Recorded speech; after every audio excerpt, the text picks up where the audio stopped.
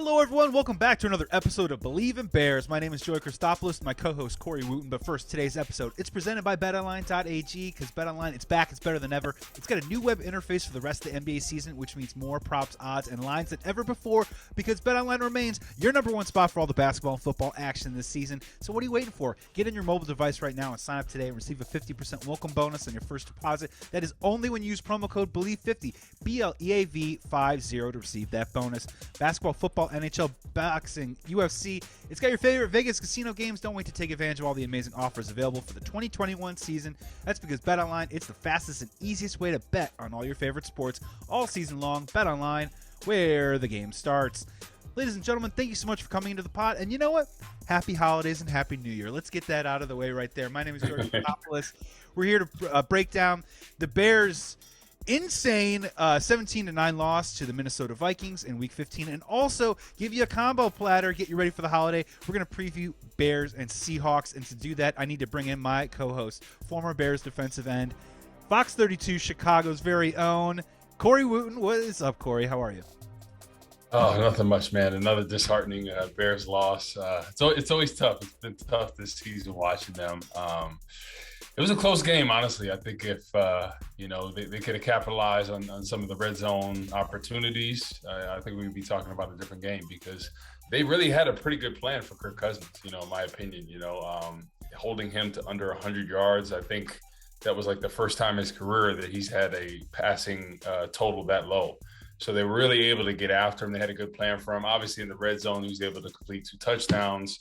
But, in my opinion, holding a guy like Justin Jefferson under 50 yards in that game, that's a win, especially with how banged up the secondary was. The whole starting secondary was out. So, hey, I thought they played a pretty good game defensively with all things considered. Yeah, and I think they held Dalvin Cook to 28 carries for 89 yards. I mean, it's a win. Of his talent, right? That's got to be a win for sure. I do want to get to the mistakes, the dreaded word that when you see it on the TV, the NFL graphic, when they put up the word miscues. Miscues, when that happens, that's when you know that your team sucks. But let's just stay on the defensive side of the ball. Just real quick, Corey. I thought they did a great job. They picked up 4 sacks, 2 from Hicks, 2 from Robert Quinn. Just talk about Akiem Hicks being back in the lineup. Go a little bit deeper on that secondary right there. Akiem Hicks looked like that was classic vintage Hicks. Am I wrong? Remember I told you were talking about the decision time after the season, what makes sense for them. I said when he is healthy, he, in my opinion, is one of the best defensive tackles in the game. What he can do, playing the run, getting after the passer, unbelievable. I mean, he had a different level of burst out there, had 2 sacks, like you said, had 4 QB hits in that game. I mean, after extended time out, I mean, he's an absolute monster out there, and everybody feeds off him. I mean, he is the heartbeat of that defense. I know Roquan Smith's been doing a great job, and Robert Quinn, but Akiem Hicks is the heartbeat of that defense. It was great to have the big fella back. He's one of my favorite guys to watch out there, and they all feed off him. I just want to throw it out there real quick, and you could probably bring a player perspective to this. I think he made $10 million this year. He's going to be a free agent next year, and he's been very clear the last 2 weeks in some of his post-game comments about literally saying, I want to say goodbye to Chicago the right way, as in he's like out the door already.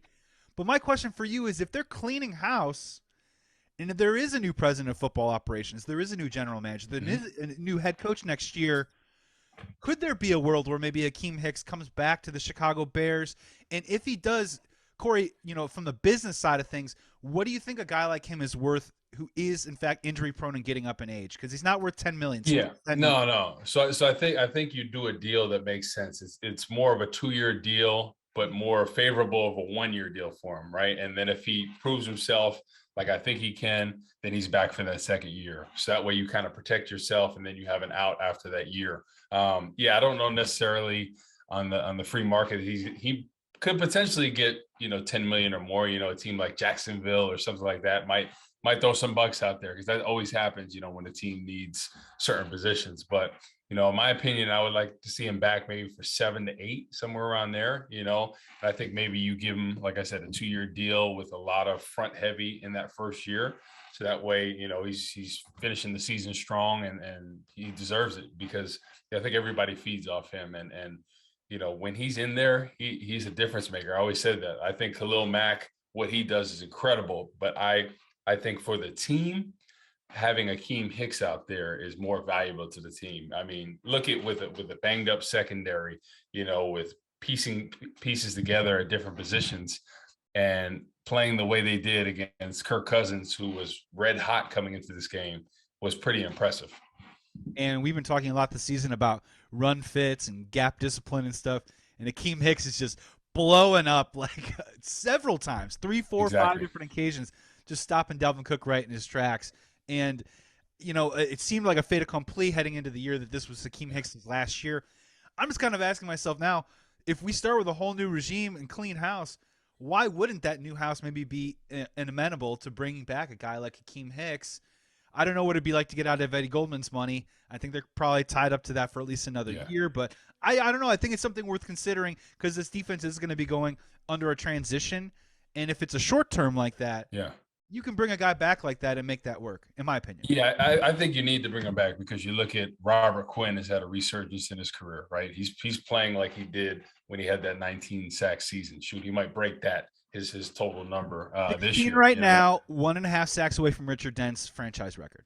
Exactly. And he's, I believe, 1.5 away from 100 career sacks. So I think he'll do that before the end of the season. So Cam Jordan, who plays for the Saints, they came out the same year. He just had his 100th sack, I believe, on Sunday Night Football, I believe. That's crazy. What an underrated player. No one talks about Jordan.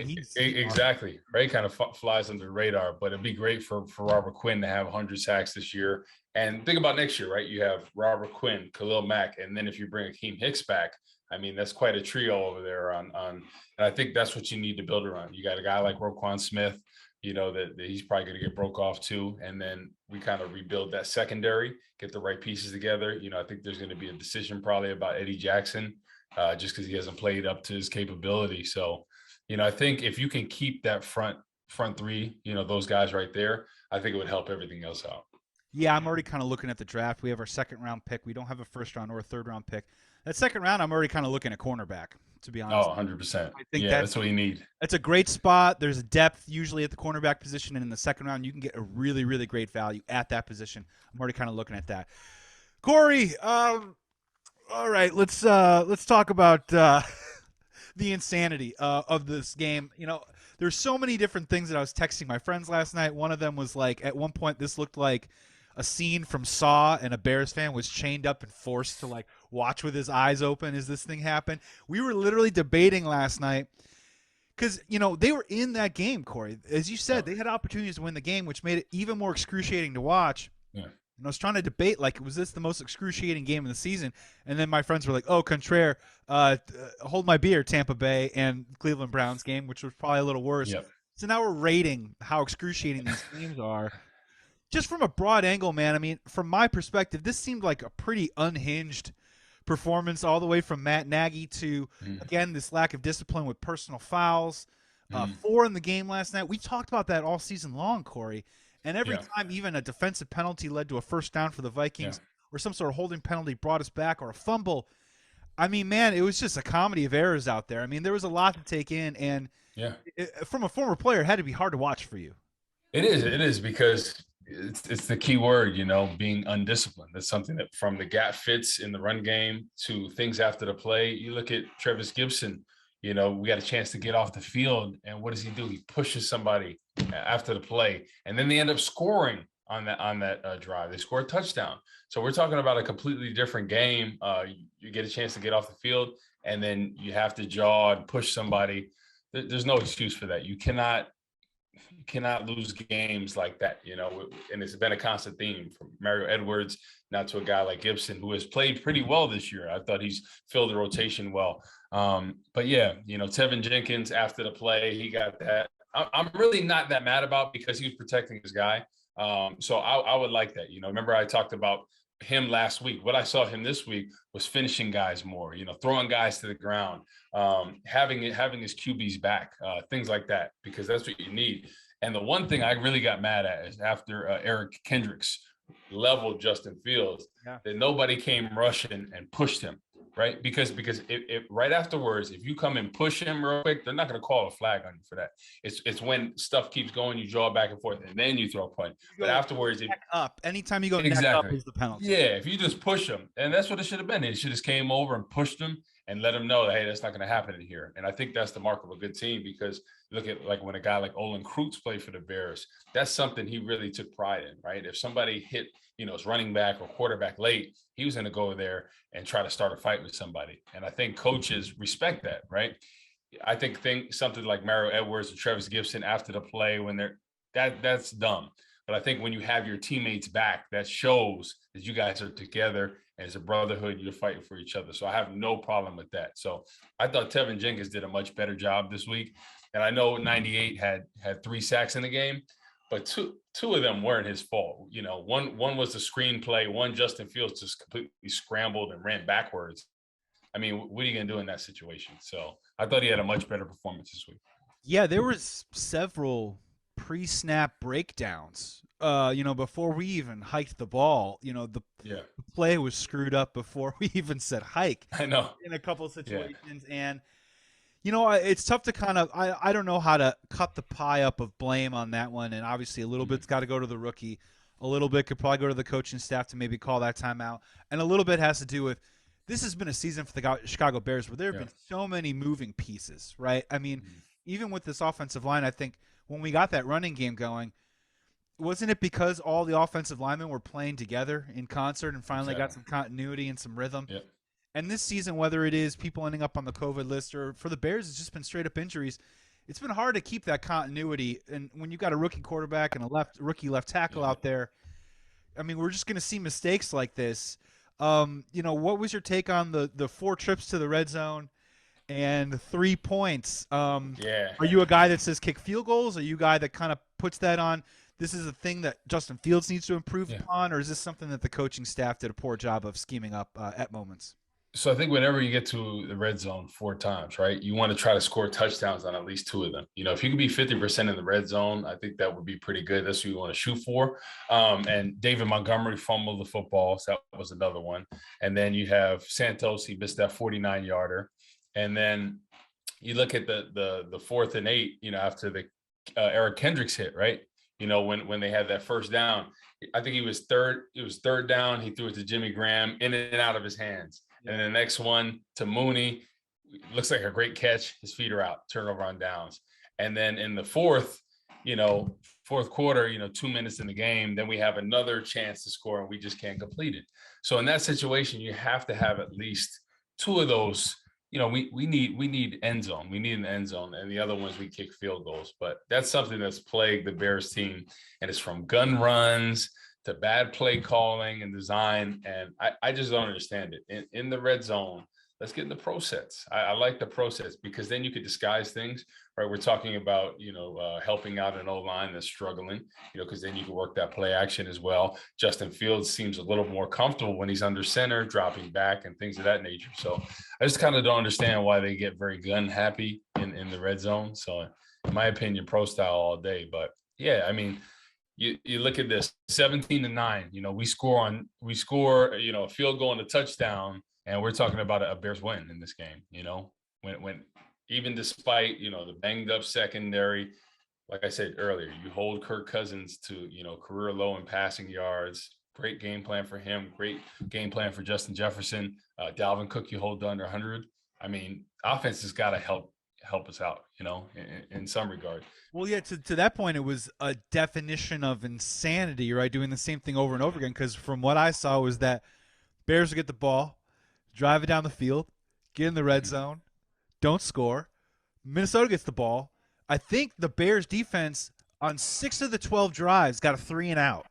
Yeah, that's awesome, right? That's some Bears defense right there. Yeah. So the Bears 3 and out, get the ball back. All right, here we go again. Here we go. Drive down the field, mistake or something happens, and we just did that. I feel like the entirety of the second half. Corey, it reminded me. I don't know if you ever saw this. You grew up in Jersey. But the Chicago Bulls, during the Jordan days, they would do these championship celebration videos at the end of the year. And after the first championship, there was something called Learning to Fly, and it was Tom Petty. And in the beginning of it, there's a long montage of the Bulls and growing pains, making mistakes, like Jordan committing a turnover, Horace Grant missing a Yep. dunk, Cartwright. It wants to be about the young Bulls and their growing pains. And Corey, man, this game felt like that learning to fly montage in like one game, like a season's worth of mistakes Yeah. in one game. They fought hard. I mean, where does this team go from here? I mean, the easy answer is just strap it up and play against Seattle next week. And it looks like Nagy's going to keep being the coach. But I mean, what do you think the level of frustration is in that locker room right now?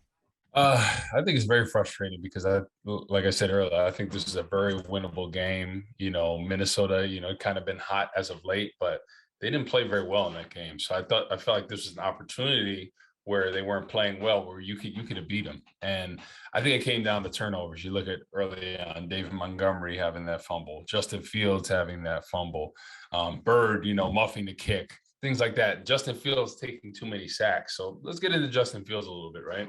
So I think his biggest thing is ball security right now and decision making. And you look at that when he has that design run and he's holding the ball out there, you got to keep that thing high and tight like Tiki Barber. You remember Tiki Barber? He had all those issues fumbling, and then he went to high and tight, didn't have any fumbles after that. So when you are scrambling, you have to protect the football. You're running design run, and Justin Fields was a little bit too loosey goosey with that football. And then in situations, right? So, for example, let's look at the one sack that 98 had on him when he kind of scrambled backwards, right? That's a play that you have to scramble to the sideline, right? If the play breaks down, and then you have the option to throw it out or hit the corner if you can beat that defensive end to the edge, and that's it, right? Live to play another down. Then when there was that screen play where 98 got the sack as well, that's something he's got to throw at his legs. You cannot take a sack on a screen play. That's one of the worst plays in football.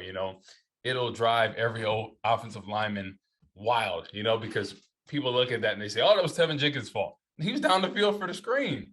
Justin Fields has to get that ball out. And then the 4th and 1, right? Where a situation where that was just an awful play call. I think they didn't know what was going on because David Montgomery had to come out in that play because And the Mooney was in helmet. the backfield. Mooney was there, had no clue what was going on. Call a And I think it was just a timeout. broken, call a timeout in that situation, right? And that's where we get back to Matt Nagy, right? In certain situations, you have to know, hey, we are not prepared here. Let's call a timeout and let's get to the drawing board. Let's get everybody on the same page. Because what that was a cluster, that play. Everyone was going this way, that way. Justin Fields had no clue. And in that situation, he can't take a sack. On 4th and 1, you got to get something going down the field, I mean, you just cannot take a sack in that. And I think that's where he has to learn. He has to know situational awareness. You got to know you cannot take a sack on a screen. You cannot scramble backwards and take a sack. 4th and 1, you have to do something. You got to get the first down. Whether it's running, whether it's throwing it, you have to get the first down. You cannot take a sack. Yeah, and the ball has to go forward. I mean, I'm saying it as an obvious thing, but you have to look at it. You have to kind of look at it like that. And yeah, Corey, it's going to be interesting. Now, let's bring up Aaron Rodgers real quick. And there is a rare occurrence where I do find him to be insightful, and this is one of those times. And he has talked about, Corey, when he was a young quarterback, when he'd go into the offseason, he said that I tried to compartmentalize and say to myself, I'm not going to fix every weakness in one offseason. I'm not going to put every weakness that I have on one plate. He's like, what he decided to do was try and take little details. And he's like, you know what? I'm going to work on 2 or 3 little details each offseason. And eventually, as you stack them on top of them, all of your general weaknesses kind of sort of become strengths over time. Mm-hmm. And this sort of feels like what we're driving at with Justin Fields, right? Where I think ball security, if we want to talk about little details with Justin Fields next year, in the offseason, ball security is number 1, right? And you just hit on that. And it's going to be probably one of the most important things that he works on because as the quarterback of the football team and as the guy that also runs and passes, the ball is going to be in his hands 85% of the time when they're on offense. And you can't lead the league with 12 fumbles, which is what he has right now. Yep. If there were maybe 1 or 2 other maybe little details, what do you think could maybe be on that list for Justin Fields heading into the offseason, if you can make one? The decisiveness. At times when he's comfortable, he's very decisive, right? You saw as the game progressed and he kind of had some of those throws to Cole Kmet, threading the needle, putting it right on the money. Beautiful. The one to Jimmy Graham at the end where it went in and out of his hands. The one to Mooney where he almost got I mean, those are great throws right there. I think he just needs to be decisive, right? And I think that's the next step for him, because in certain games, when you see him look like a Pro Bowl type quarterback, when he makes certain throws or he tucks it and goes, it reminds you of a guy like Lamar Jackson. But at times when he holds it too long, this, that, and the other, he looks like a backup quarterback. And so he needs to be decisive for whatever reads he has. And like I said from the beginning, I think it needs to two progressions. And then if it's not there, tuck it and go. I think that has to be his mindset for most of his career, because what he does really well is able to use his feet, right? He passes well on the move. So I think he needs to capitalize that. Nope. I think sometimes guys that can run really try to prove that I can be a pocket passer. I can do this. Right? We talked about Aaron Rodgers. He's better on the run, right? So it doesn't matter how you get it done. It's what's more comfortable for you. And I think he's more comfortable when he gets moving, when he could have a couple runs here. He's on the sprint outs, hard play actions. So I just want him to be decisive in his decision making, 1, 2, tuck it and go if it's not there, right? And really in certain situations, know the situational awareness, right? If you cannot take a sack, you have to do something, whether it's scramble, whether you throw it down the field, you have to take a shot in certain situations. And I feel like that's still, immaturity, youth, inexperience, playing out, especially because it's a lot faster at this level. I think people don't realize that, oh yeah, he's going to be able to transition fine and this is going to be great. But you got to realize too, his coaches don't always put him in the best position to succeed. So I think he's got some things going against him, but him as a competitor, he's got to know, listen, I have to get the ball out quicker. I cannot take a sack here. I got to help the guys out, because anytime you make bad decisions like that, really impacts the game, and this is 17-9, that's a close game. You're talking about, a play here or there that could have changed the outcome of the game. So for him, he's got to be decisive. And I think those two things going into the offseason, if he could focus on those two, one, like you said, being decisive, I think that would help him a lot going forward and help his confidence. Yeah, quick follow-up to that, and it's something that I've seen, and this isn't necessarily my idea, it's out there a little bit. Does part of that have to do, when you're talking about decisiveness, him learning to climb the pocket a little bit better, where it feels like there's a want to with the rookie, right? And he's made a couple big plays, and now every play he wants to make that big play. And he is really effective when he rolls out to his left. That seems to be what his preference is. But again, he gets in a lot of trouble because you have to get around that edge. And by the time you do, diagonally, 10 yards off the line of scrimmage already, the depth there is all screwed up. So if he can maybe learn to climb the pocket as they come up, he slides forward for the layman's. Is that maybe something that goes into that decisiveness and that situational, that feel for the pocket, stepping up, when to step out, when to hang in there, that kind of stuff?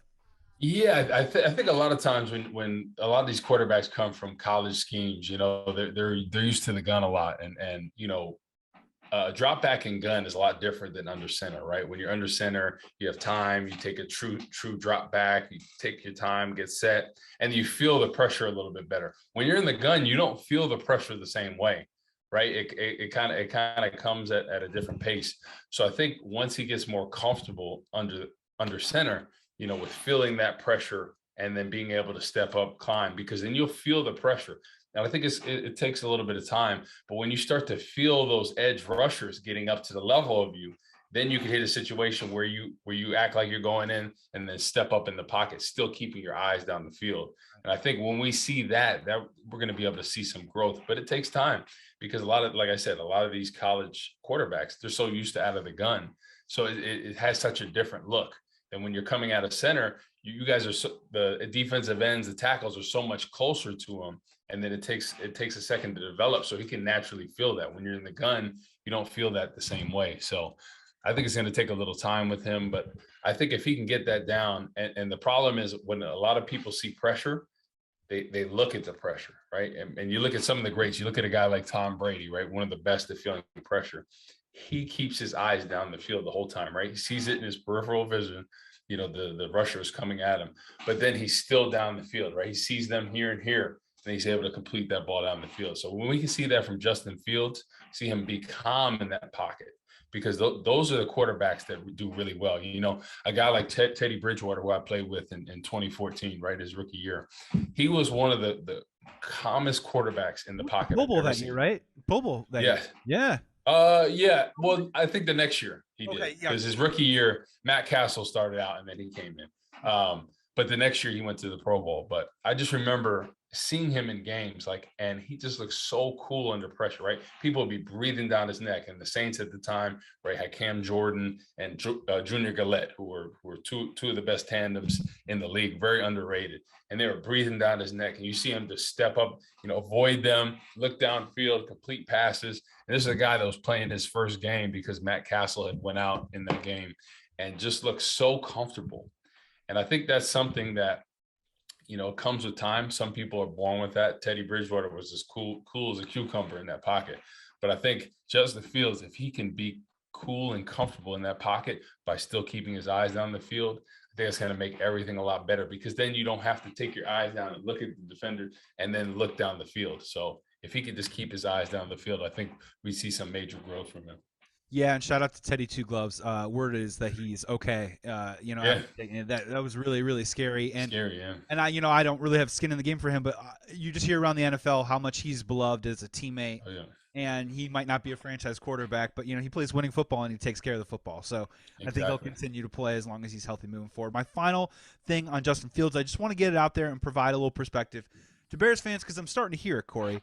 We're already starting to kind of hear the Bears should have drafted Mac Jones over Justin Fields and this, that, and all this other stuff. So let's just kind of get that out there a little bit. Now, let's name the facts. The Patriots are a winning football team right now. They spent a lot of money on the defense in the offseason. Let's not forget that real quick.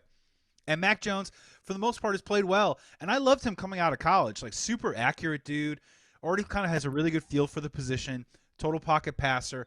I like him. But here's where my pushback is that for the Chicago Bears, when we're looking for the next great, or maybe the first great franchise quarterback in Bears history, in terms of Mac Jones, we've already kind of seen that story, right? We've already seen the guy who plays with the great defense, who manages the game, makes a couple accurate throws, and is a winner. We've seen that before. My biggest knock on Mac Jones was that I think he's a good quarterback, but I feel like in 2 or 3 years, we're going to be asking, Mac Jones is good.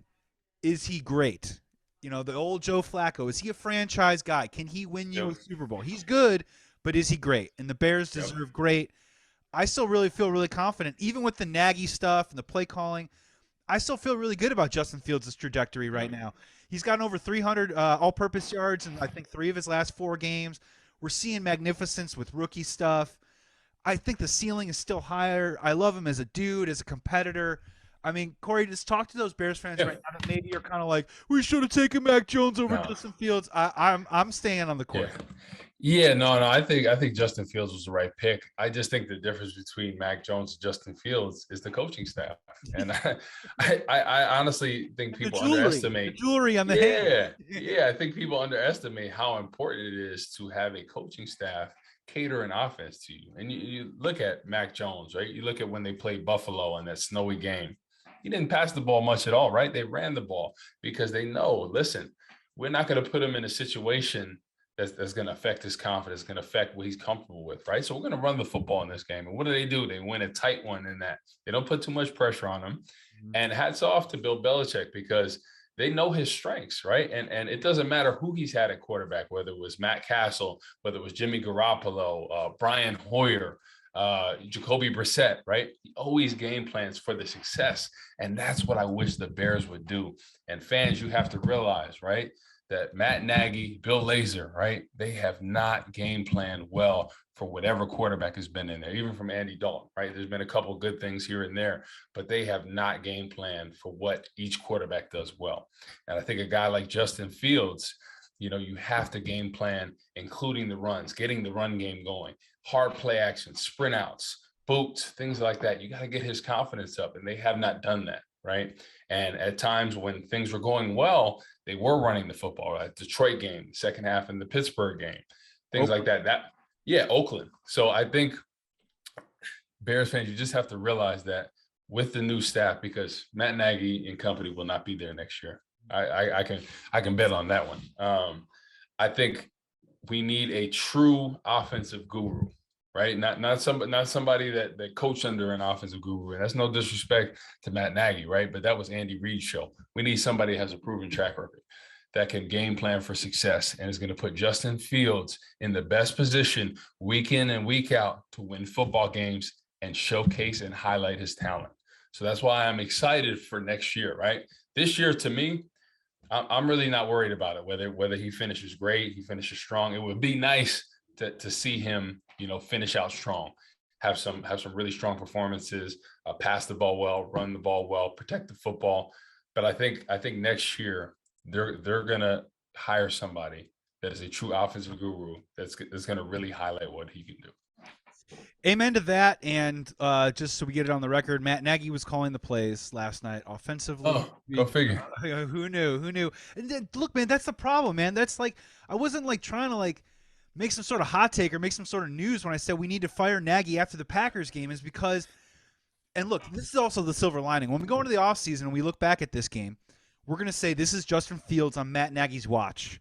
Doesn't count. But me personally, I wanted to remove myself from Nagy so we could see Justin Fields on his own and kind of make some sort of more of an objective assessment without the stink of this coaching staff attached to the dude's name, right? And we're going to continue to get that as long as Matt Nagy's coach over these final 3 games. I want to see progress, right? But even if we don't see it, then we can just say, well, that was just with Nagy, and we'll see what happens. And it's like we're sputtering our wheels a little bit. I want to see it I want to see it move forward. You know what I mean? Yeah, no, I would like it too, but what if next year Mr. Trubisky gets an opportunity somewhere and absolutely balls out, right? Everybody's gonna know at that point it wasn't him, right? It was Matt Nagy, and I just think people fail to realize how important that is, right? I always bring this reference, but you look at Alex Smith, right? After Colin Kaepernick became the quarterback of the 49ers rather. And, Alex Smith was kind of shipped to the side. They were saying, oh, he's a game manager. He's never going to be good. Then he goes to Kansas City under Andy Reid, right? And is one of the most efficient quarterbacks in the league. Lead the league in passing yards, touchdowns, this, that, and the other. This is a guy that they said is a career game manager. He cannot do this. But what does Andy Reid do? Caters this offense to his strengths, right? And he absolutely balls out. So that is the power of a coaching staff. So don't tell me that somebody cannot play. Because listen, there's different levels of talent. You can't get me wrong, right? Aaron Rodgers compared to a guy like Mr. Trubisky, right? It's here and here. But a good coaching staff can elevate somebody's talent, and I think people fail to realize that. And Matt Nagy really did a disservice to Mr. Trubisky, and now he's really doing a disservice to Justin Fields. And everyone thinks it's the player, but sometimes it's really the coach, right? And that's why year in and year out, no matter who is the quarterback for the Patriots, Bill Belichick and company, they cater that offense to them, and they're able to play within their skill sets. And that's the mark of a good coach, right? It's not having an ego. It's not, oh, this is my offense. You got to run my offense. That goes out the window, right? Because at the end of the day, you know what happens when you don't win games? You and your offense, that's going somewhere else looking for a job, to be honest with you. Right. So there's I think John Harbaugh, Mike Vrabel, Frank Reich right now in the NFL. I mean, a lot of these guys cater to what the strengths of their football team are. And I'm just ready to have that conversation of Justin Fields separate from this Matt Nagy thing that's been going on for far too long. Ryan Day. Yeah, right. Oh, dude. Yeah, Ryan Day. Yeah, and that's kind of the thing right now is honestly the I'll throw a conspiracy theory out there. I have this from nothing. This is just in my brain, is that if the Trace Armstrong stuff is true, then it makes a lot of sense why Nagy and Pace haven't been fired yet. Because they are both clients at the same agency as Trace Armstrong. And Trace Armstrong says at the very least, if I'm going to fire these guys, I'm not going to give them the indignation of being the first ones fired mid-season as a Chicago Bear, right? Yep. And when he comes in, he gets to take over, clean house, hopefully find a general manager that we all like and we all love. I know Louis Riddick is going to bandy about for the job, and I like Louis a lot. I'd be into that personally. And then Trace Armstrong is connected to the Ryan Days of the world, and then it kind of goes from there. So we'll see what happens. But Corey, we got to roll it forward a little bit before we get out of here. There's a football game next week. Bears are 4-10. Seahawks aren't making the playoffs either. They're going into Seattle. You've talked a lot, Corey, about how hard it is for this Bears team to perform on the road. Yeah. But give us, we're gonna do two Corey's keys here with a final score prediction. What would be your first key if the Bears want to play well and they want to have any chance at winning in Seattle next week? You got to limit your turnovers because once that crowd gets into it, the 12th man, that is an absolute beast. It's hard to play at. So if you can limit the turnovers, continue to get first downs, keep that crowd out of it, especially for a guy like Justin Fields. I don't think he's seen a crowd noise like this. And I know Seattle has not making the playoffs, but the 12th man, that's an experience going to that game. They're still going to be rocking. They treat it like Bears fans do, no matter, whether you're 4-10, you're not making the playoffs, they're going to be there cheering, getting into it because that's what they're known for. So limiting the turnovers, staying ahead of the downs, continue to get first downs, getting that running game going. I think that's crucial for the offense because, what we saw last week was, too many turnovers in situations, especially in the red zone, right? If you're in the red zone, David Montgomery, you cannot fumble. Santos, we got to hit the field goal. I know it might have been tipped. We got to complete some of those passes. You need a better package, right? Get under center, get more of that pro style, give us both options. So, if we continue to do that, I think we could be successful because Seattle's been up and down this season. They're not any killers out there, in my opinion. Their defensive ends, have been up and down. The sack totals don't scare you. They have some talented guys, but they just really haven't produced this year. Guys like Dunlap. He's been a talented pass rusher, but he really hasn't put the production that we've seen. So, staying ahead of the down, getting that running game going, keeping that crowd noise out, I think is crucial in this game. Yeah, I'm right there with you. I mean, I was thinking the same thing. Is all these issues now are in house, right? I mean, and to your point, maybe a little less gun and a little more pro style will kind of help with some of the cadence at the line, so you don't have false starts and a loud atmosphere with a rookie left tackle and a rookie quarterback.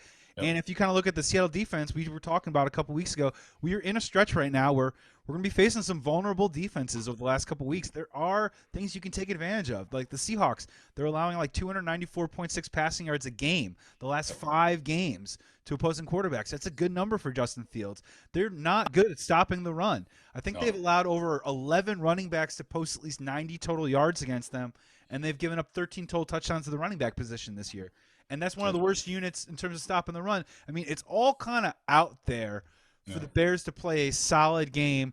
And as we've seen, they're pretty good in between the 20s. And once they get inside the 20s, I don't know. All bets are off for me because we've talked about it. We've tried to figure it out, and at this point, it seems like we're just it's a futile enterprise at this point. Do you have any more keys possibly to hopefully pick up a win? Yeah, hopefully we get up here on the defensive side and. Yeah, Akiem Hicks, I think he's the engine for this defense, right? I think everybody feeds off him.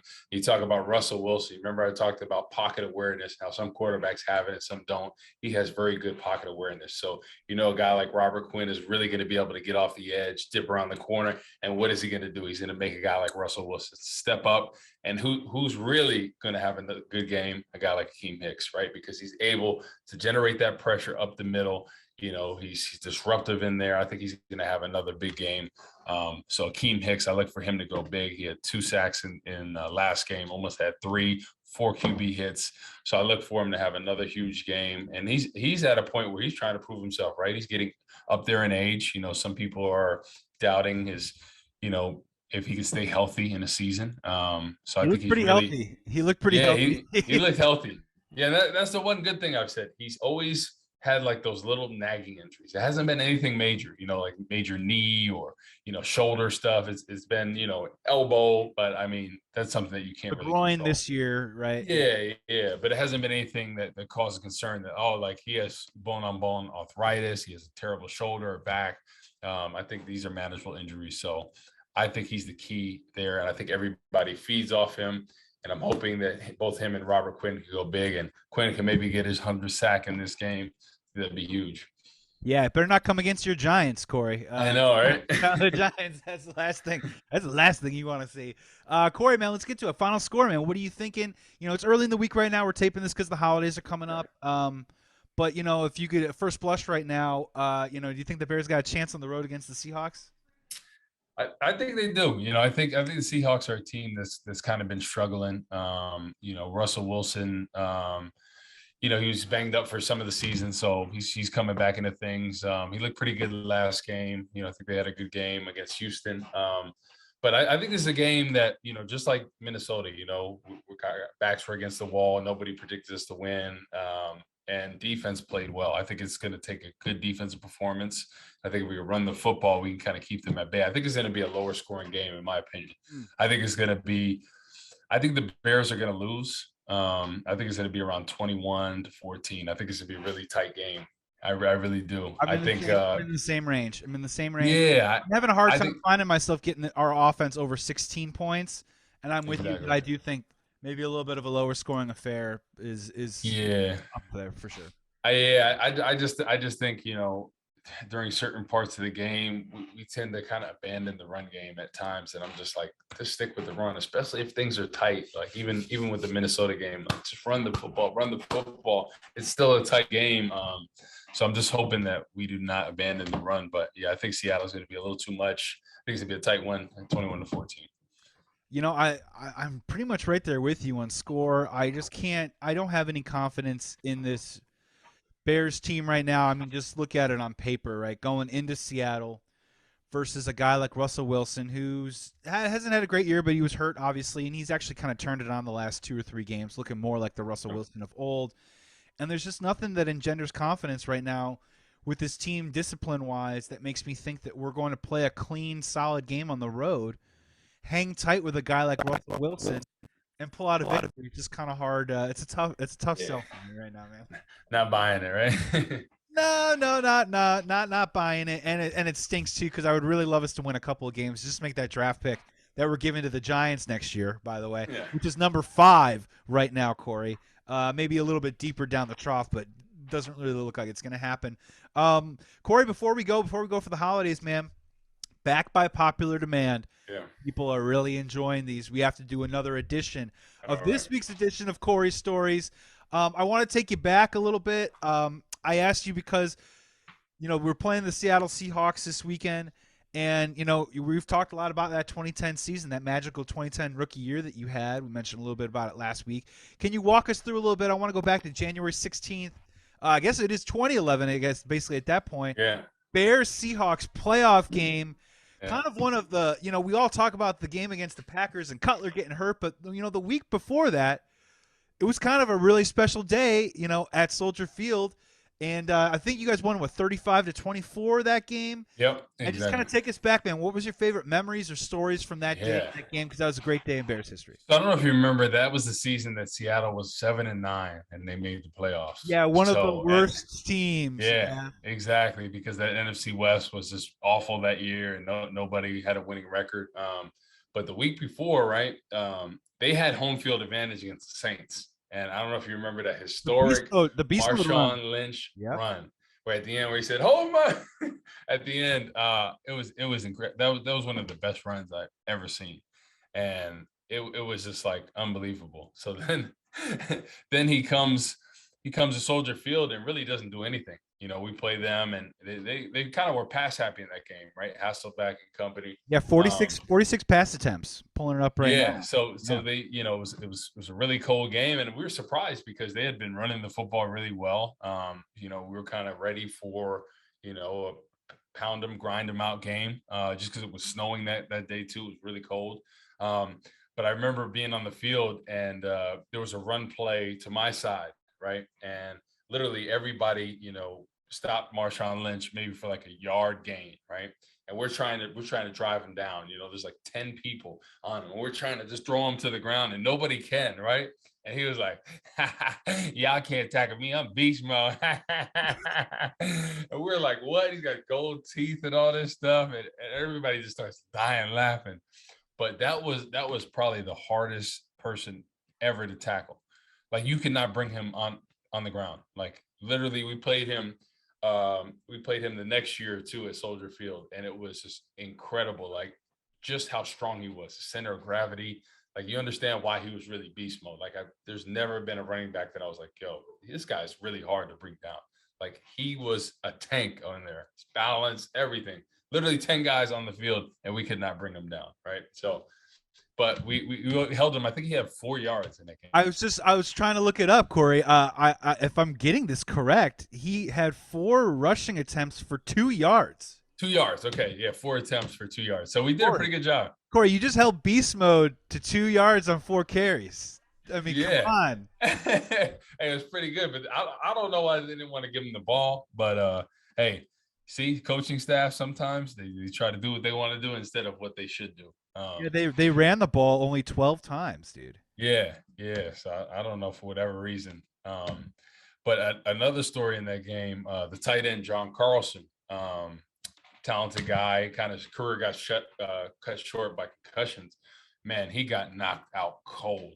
He went up the sideline, and I think he tried to hurdle. I forget who it was, and I mean, he got absolutely destroyed because he tried to hurdle him. His foot got caught, and he landed right on his head. And I mean, he was out cold. Like literally, he was out for like 10 minutes. You know, he had to bring the stretcher on, everything. He eventually woke up.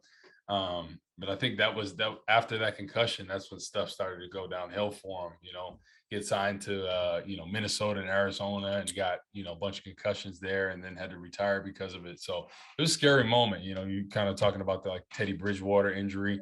You know, whenever they have to bring the carts out and people are unconscious, you kind of just get worried, hoping that nobody's paralyzed or there's kind of no long-term brain injuries or anything like that. But luckily he was okay, and ended up getting carted off the field. But it's scary when anyone goes down like that, because he landed right on the top of his head. Yeah, God. That's definitely terrifying, especially when you see it in any game. I think we had a couple of those this weekend. Unfortunately, Donald Parham was the guy that had to go. They had to take him off the field too as well, which was really scary. Corey, what's it like being in a locker room after a playoff win in the Chicago Bears uniform? I mean, it's got to be a mixture of like we're not done yet versus like the present feeling of the moment. Just kind of take us in there. What was the vibe like after a playoff win in a Bears uniform? Oh man, it was incredible, and knowing that we were going to play Green Bay in the NFC Championship, right? I think that's the football gods and Chicago fans were just so excited about that. We were excited about that just because that rivalry to be in the NFC Championship. And in my first year, everyone's just going nuts and thinking, yeah, we're going to win it all, because we had confidence. Our defense was playing well. The offense was putting up points, and I think we were hitting the right stride at the right point, and I think Green Bay hit a better stride, because we played them. And this is the thing, the last game of the season, I don't know if you remember that, week 17, we play Green Bay at Green Bay, and they have to win the game to get in the playoffs, right? For us, it really didn't matter. So I played majority of that game. Like Julius Peppers played like the first quarter, first half, and then he kind of sat out because I think we wanted to rest people. We knew we already made the playoffs, but I kind of wish we would have played that game to try to win it, because I think if we would have been playing a different team, I think we could have been in the Super Bowl and possibly won, because I think we could have definitely beat Pittsburgh. I think whoever was in that NFC was going to win it that year. So I just wish we would have played that last game of the season to win it, as opposed to conserving the starters. But I get it. You're worried about keeping everybody healthy for the games that matter. But, you always know when Aaron Rodgers and Green Bay come to town, it's always tough. And you want to keep him at home for the playoffs. You don't want him in the playoffs. So it was a tough one, man. But that was such a great season, especially in my first year. Just an incredible feeling. After the season, I went to Vegas with some of my buddies, and we celebrated. We had a good old time, man. So it was fun, but it would have been nicer to go to the Super Bowl instead. So. Well, Corey, I think you can still hang your head high and say that you were a member of one of the only 3 Bears playoff wins in the 21st century. Let's go. We're about to be in 2022, my man. So yeah, that's always nice. You got that. You got that, definitely that feather in your cap for sure. Corey, man, we got to get out of here, man. Happy holidays and happy New Year to everyone out there listening. This was Believe in Bears, brought to you by BetOnline.ag. 50% welcome bonus with promo code BLEAV50, BLEAV50 on your first deposit. Make sure you check that out before the holidays, and also Lightbox Jewelry. Got great deals going on for the holidays, which is almost over, but those deals are going to continue into 2022. We're so happy to have them here as a sponsor. My name is Joey Christopoulos at Joey Sports Guy. Corey, man, happy holidays, dude. You got some family in town. Some mom's cooking. Maybe go out and play some golf, because it's 65 degrees in St. Louis right now, which is insane. Take me home, man. Take us all home on another great pod. Yeah, man, another great pod. I know the season has been tough, man. There's a lot of A lot of downs, not too many ups. But I think the future is bright. You know, I think a quarterback position. I think once we get the right coordinator around him, the right coaching staff, I think he's really going to flourish. And you know, you just got to be patient, Bears fans. I know this season means nothing, so whatever happens the rest of the season, I don't put too much stock on. I'm just worried about next year. You know, as long as we have the right coaching staff, we have the right talent around him, we get the right defensive weapons, I think it's going to be a really good season. You know, hopefully they'll surprise us this week, and we'll see a strong performance, run the football, play some good defense, and be able to shock the world. You know, enjoy doing this pod, and everybody have a happy holiday, whatever you celebrate, and be safe, be well, and enjoy it. God bless. Yeah, I've been very thankful we've gotten through this together, Corey. That's what's important. Thank you so much, everyone. Be well, be safe. And remember, more than ever in 2022, please be good to each other. Thank you so much for checking out Believe in Bears.